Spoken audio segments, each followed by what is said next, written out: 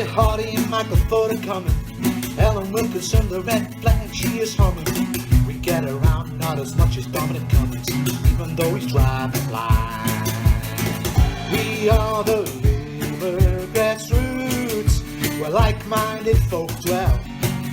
From countryside to city, it's warm and it's witty, the antidote to Pretty Patel. We are the Labour grassroots, time to raise a racket. The future is as bright as Crispin's red jacket. This is the space where we all go hell for leather, free from all the biased BBC blether. Like track and trace, we're better together, just as Carrie and Meg. Yeah, we got all the people from Inverness, Skegness, Barrow, Inverness, Chester, Leicester, Cirencester, Shrewsbury, Oswestry, Swansea, Bernackley, Barnsley, Beccles, Nottingham and Eccles. We are the Labour grassroots, time to plant some grass, where we've always had social distancing between us and the upper class.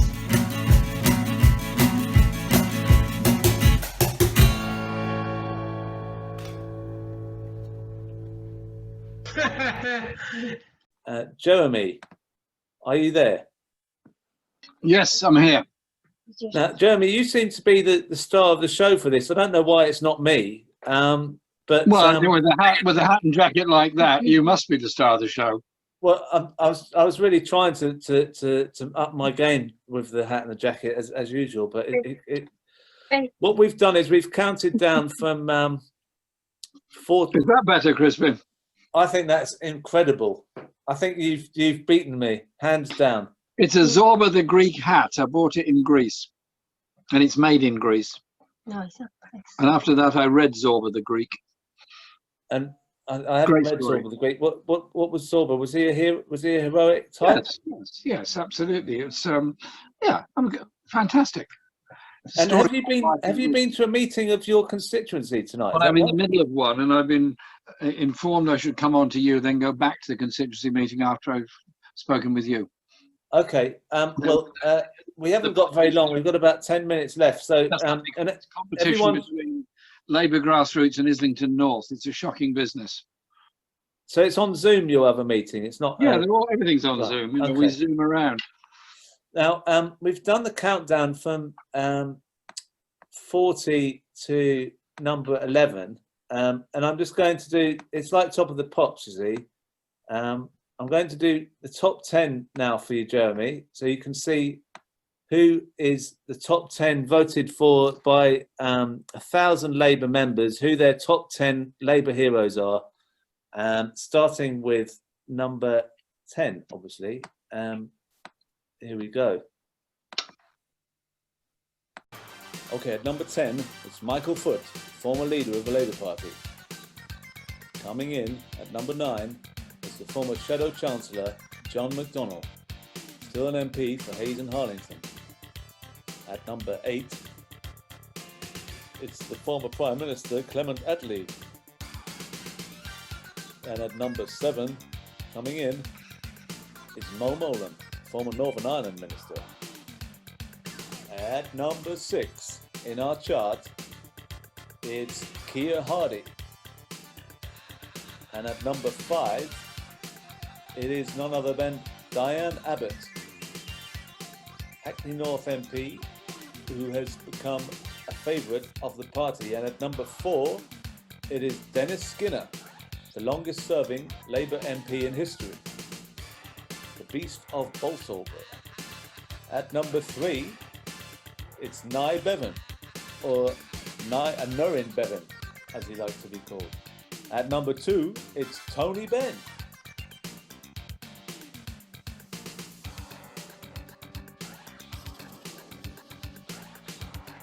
There you go, Jeremy. Tony Benn's number 2 in the top 40 of Labour MPs. Nye Bevan is number 3, and you've got some great names in there.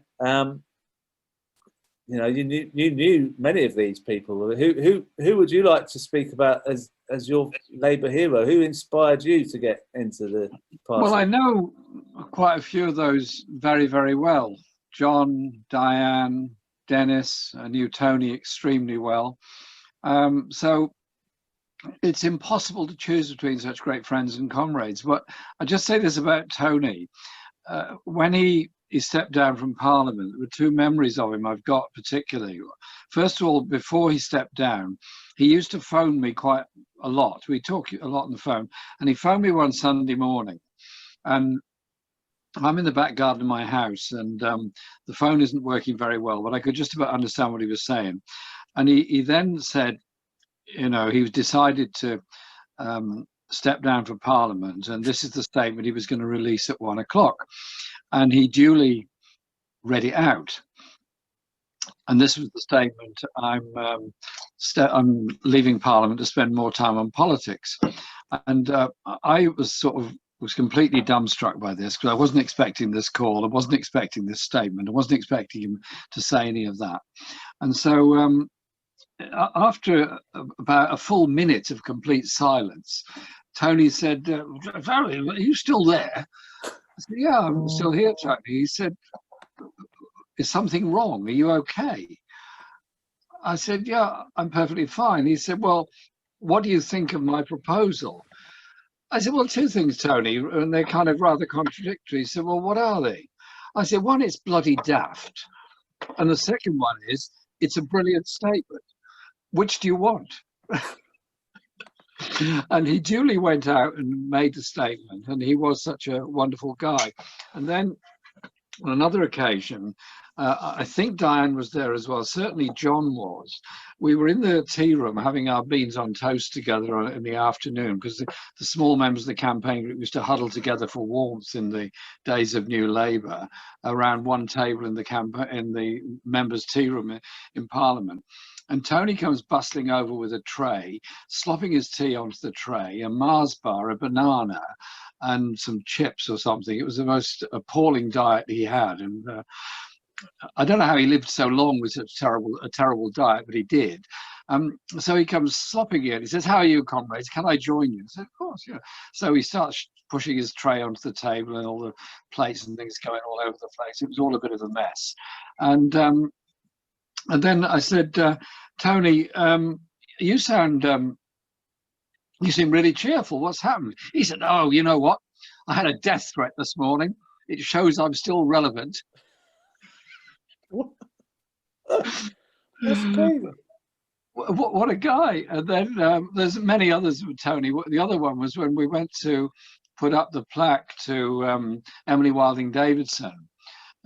He got the plaque made, and we were going over to the room under the cloisters to put it in the where she'd hidden in order to get a name on the census. And so Tony brings along a toolbox, an electric drill, and all the rest of it. So after the last division, which was, I don't know, 10:30, 11 at night, something like that, we go to his car, get the tools, and we walk towards the chapel in order to get there, to put this plaque up. At which point, a policeman arrives from nowhere. I thought he was going to say, "What are you two doing and where are you going?" And he saw me carrying this toolbox and decided it was heavy. It wasn't really, but he decided it was. He said, "Excuse me, sir, can I help you with the toolbox?" He spotted what it was. I said, "No, it's absolutely fine. No, we're fine. Thank you very much." He said, "Oh, okay. Where are you going?" And Tony just said, "Well, we're feeling a bit contemplative, so we're going to the chapel." He said, "Yes, a very good idea, sir, if I may say so." So he then opened the door for the chapel for Tony and I to go in with the toolbox and the electric drill and all the rest of it. Went down there, closed all the doors behind us so nobody would hear us, and then duly put the plaque up, and then left, I suppose, about half hour, 40 minutes later, and the plaque was there. Then Tony got up the next day on a point of order to announce he put this plaque up, and there was a huge big fuss about it, as you would imagine, you know, damaging the Palace of Westminster, etc., etc. And it's now part of the line of route of visitors to the building. Oh yeah, Tony was always the innovative and funny, as well as being so passionate. And the thing I loved about him was, and this is a message for all of us, Tony met people all his life in the most random circumstances and learnt from them, and then recorded it in his diaries what he had learnt from them. And that's where his knowledge came from. It was a very sad time when he died. I found it really difficult to cope with the idea that he wasn't on the planet anymore. And I have to say that I only managed to get over that when you were standing to be leader, and there was this real feeling, spirit of, it was almost like Tony Benn was re-emerging inside everyone, and you were the focus of it, and it was fantastic. But I want to show you who number one is, because Tony Benn missed out on number one to someone else, and I'll just show you who that is.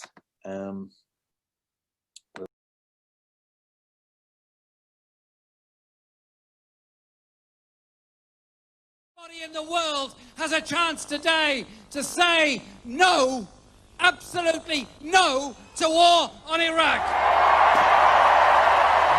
February 15th, 2003. 8 years old, I walked out with the biggest crowd on the street. You poured your heart into Hyde Park. We were wild with a speech. Opposed the war and defended the powerless powerfully. 15 years later, I met you. The man we've always known you are. No camera crew attached to you. Just there supporting local art. Showing heart. You spoke to everybody in the room. Then I turned on the telly. Saw those topics in the news. Cropping and chopping you into a sacrificial lamb. How they said you of all people were anti this and that. How it never stopped you carrying that Palestinian flag. The man we didn't deserve, but the man I wish we'd had. Should have been leader for years, if not for leeches, for peers and media smears, misleading people or feeding their fears. When we think of those dying, we cry the deepest of tears, knowing how much you'd have cared for them. Has that dream disappeared? No, cause you changed the way of thinking, a collective state of mind. You elevated lives, I know you elevated mine. Inspired belief into people who'd have never raised a sign, and we'll see the fruits of your labor in a generation's time. Rise like lions after slumber,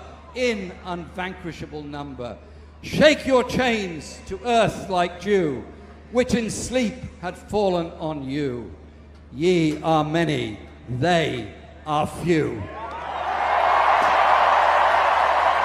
Many in the streets who sang Let's Vote Labour, took the fight to the front door from the echo chamber. You gave voices to the dead lives that never made the headlines. History will forget lies and paint you in the best light. And at the very least, this could be the learning curve. You changed politics from a dirty word for circle jerks. You were the early bird, out here unearthing worms. Next time their words won't hurt, cause we've already heard the worst. 2017 MPs in senior positions worked against their own party, seeking division. Cornered the cause, call it corporal punishment. 2,500 votes from forming a government. December 12, 2019. I'm awake all night just thinking of the vulnerable people sentenced that day to die for 5 years of a prejudiced killer and callous ways of life. Next day I read Tommy Corbyn's letter and it made me cry. Thank you for empowering the people with empty hands. Thank you for believing we can dream of a better land. Thank you for being you and helping me be a better man. The best MP we ever had and PM we never had. Thank you Corbyn for all the hope you've inspired. Thank you Corbyn for showing us light and stoking the fires. Thank you Corbyn, and sorry the country voted for liars. Thank you Corbyn,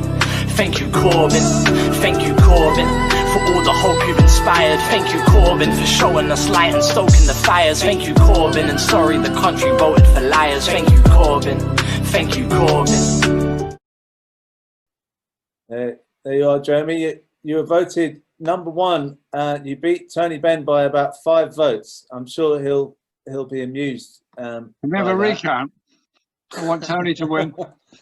Well, Craft D, who you've met, who did the who just recorded that song there, is on the call. Craft D, are you there? Hey, you right? Hey, Crispin. Yeah, good. So that song you've written is fantastic. It tells the story of Jeremy's, leadership and the whole thing. So was Jeremy the person that inspired you most in politics? Yeah, definitely. I mean, I was engaged to an extent with politics, but 2015 came in, joining the Labour Party and getting behind a movement that was radical and what's needed in the world and what's living and breathing, and so many people of all ages today and continuing. That started for me then, that genuine alternative that the vulnerable people in our society, that the planet and the climate crisis needs. And so yeah, Jeremy would be my Labour hero, 100%. I think, Jeremy, it shows the song is so from the heart and so powerful that I would tip it to be a chart hit. It maybe even beat the Dennis Skinner single. Do you like the song yourself, Jeremy? I do. We had a long chat about it on Sunday. It was my son Tommy's friends, and it was great. And thank you very much for the song and putting it together. I feel slightly embarrassed about it because it includes me a lot in it, but think through the issues that are covered in that song: war, peace, environment, hope, unity, and what people can achieve together. And if we as a movement, and I mean all of us as a movement, cannot unite people to challenge the coronavirus, to deal with environmental destruction, to give people hope, security, and jobs for the future, then what beckons in the corners are the right wing, the racists, the free marketeers, and all the others. And so we have a responsibility to campaign as hard and long as we possibly can on all the issues of social justice. Now, obviously, I'm very, very devastated we didn't win the general election a year ago. Obviously, I am. And I take absolute responsibility for my part in us not winning that election. As far as I'm aware, I did everything I possibly could to win it, but at the end, circumstances and situations were against us. Now is maybe not the time for that deep analysis of all of that. But power is not just about holding elected office. It's not just about the status of office. That is very, very important as an instrument for putting into practice the policies that we have. But those people that tried to form trade unions in the 18th and 19th century, those people that stood up against the abuse they received for wanting to be a trade unionist, for wanting some kind of social justice in society, for wanting free education, for wanting national insurance, for wanting women to get the right to vote, for wanting a Race Relations Act, for standing up against racism and so much else in society, all of whom at every point in history were abused by the newspapers. I've got behind me the speeches of Keir Hardie when he made on his world tour in 2007. And who condemned him for going to India and supporting Indian self-rule and independence? The Daily Mail. Then, more than 100 years ago. Some of these people have got form on this. So as a movement, be confident in what we believe in. Be embracing of each other in order to be stronger to achieve it. And you know what? We can win on all these issues. We can force change and we can bring about that change. My point is, those that stood up for social justice, those people enslaved who stood up against slavery, those people in desperate poverty that stood up to form trade unions, they didn't do it with any expectation of getting some elected office out of it. They didn't do it out of any expectation of getting a sinecure out of it. They did it for two reasons. One is they couldn't see any alternative, and they did it because they believed in it. And it's that sense of belief, and also one of education and understanding where we came from. I know Diane's, I think she's still on the call, I hope so. Diane has done a huge amount of work on Black History Month and education surrounding it. And I was doing a local meeting on Black History Month a couple of nights ago. Fascinating. Let's not have Black History Month anymore. Let's have Black history and anti-colonial history as part of the curriculum that we all follow all of the time. And so it is about opening minds, opening ideas, and making sure our movement is open to all of those. And Crispin, thank you for what you do and the way in which you enable us by these calls through Labour Grassroots. Well, Jeremy, you've kept people's spirits up so much in the past few years that you have created a massive movement of people who want social change and people like Craft D will be around longer than I will, and then it's just going to carry on. So thank you, Jeremy, for all you've done to keep the energy going. I want before you go off to do back to your other meeting. I did promise someone it's their birthday, and they wanted to pay tribute to you on their birthday. So I can't really. It'd be mean not to. Corrie, are you there? I am, Crispin. Yeah, thank you so much. Oh, Corrie, how are you? Hi, it's my Happy birthday. It's great to speak to you. So it's a bit difficult to not cry because Craft D has made us all a bit emotional with the song. I think that I just wanted to say, as I've said to people before, that I've always been horribly political since I first learned how to speak. I've always campaigned on against inequality and climate change and homelessness, and I felt politically homeless for so long. And it was only when the media in 2015 started to really criticise and lay into this Labour MP who I'd never heard of, and I thought, wow, he sounds like he might be a really, really great person. And I started to look, and I found some old videos of you, Jeremy, speaking at different rallies, and I saw some interviews, and for the first time ever, I felt hope. And I want to thank you for that. Oh. Corrie, happy birthday, and thank you. Well, Thank you. Thank you, Corrie, for coming on. Diane, are you still there? Still here. Thank you, Diane, for coming on. I'm sorry we can't see you. I bet you look wonderful. I thought that was a lovely film about Jeremy, by the way. It made me a bit tearful. Yeah, well, I think everyone's a bit tearful at the moment, but we do have a show next week, Jeremy, don't we? Are you still on for that? Yeah, I am. Yeah. We're going to be doing a Desert Island Discs for Jeremy next Wednesday. And Jeremy, can you do some good tunes in there? Yeah, they're going to be it'll be a very weird mixture, I tell you. I'm looking forward to your classical, list. Bit of pop, bit of folk, bit of up to the date stuff. It'll be a lot of interesting. How many tunes am I allowed? 7, but you can do 8 if you like. You can have Craft D as well if you want. Well, that's definitely there. Craft D is one of them. Okay. Okay, and Diane, will you do it? Diane, will you do a Desert Island Disc as well? Yes, whenever you want. Maybe we can do it the week after. Would you do Desert Island Disc the week after Jeremy? You can do a competition. Yeah, we can have a competition. All I can say is Diane's tunes will be a lot better than mine. I'm sure of that. All right. Well, I'd like to find out. Well, I think we should all have a vote. We could have a vote again. Then we can have the who's got the best taste in music competition. Thank you very much for coming on, Jeremy. I know you're busy. And okay. Can I say thanks very much for all the support and solidarity in the current difficulties we've been facing. It has been amazing, and it shows how powerful we can all be when we do stuff together. Thank you. Thank you. And thank you, Diane. Thank you for having me.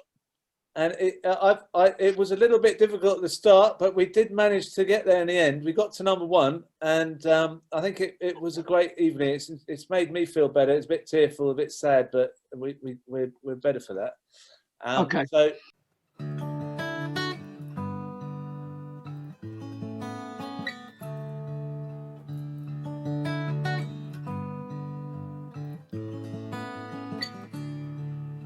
I don't remember where it was we stopped the war that Saturday. Maybe it was Hackney, in a park or public hall. The speaker did the speech, I did the songs that no one listens to. It worked though, Hackney never had a war there after all.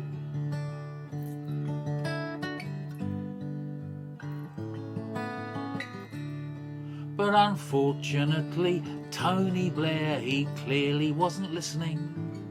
So on Tuesday afternoon, we had to picket Downing Street. I I picked up my son Arvin from his nursery, and we took the train to stop kids just like Arvin being murdered in Baghdad.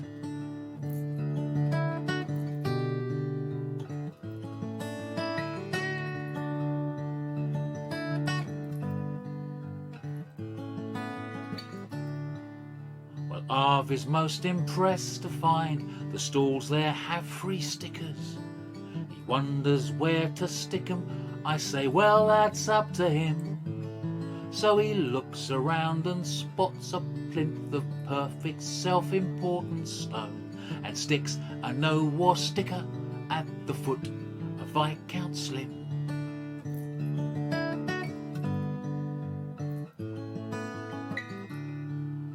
A man is at the microphone, the voice the same as Saturday's. The speech is clear and passionate and all I'd want to hear. And as he leaves the microphone, I say, we met on Saturday.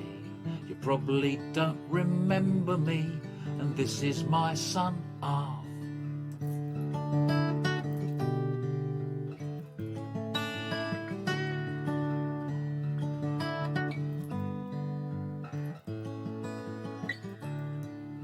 The man kneels down and talks with Arv. They have a conversation. He asks, when you grow up, will you be a singer like your dad? We kept on meeting up at meetings, so my sort of friendship started with the best Prime Minister this country never had.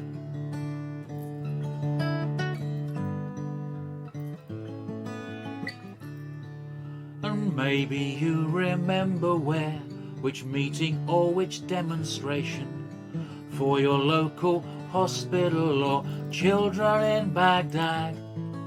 The speaker did the speech, and after that you had the conversation with the best Prime Minister this country never had. Our friend, the best Prime Minister this country never had. Jeremy Corbyn, the best Prime Minister this country never had.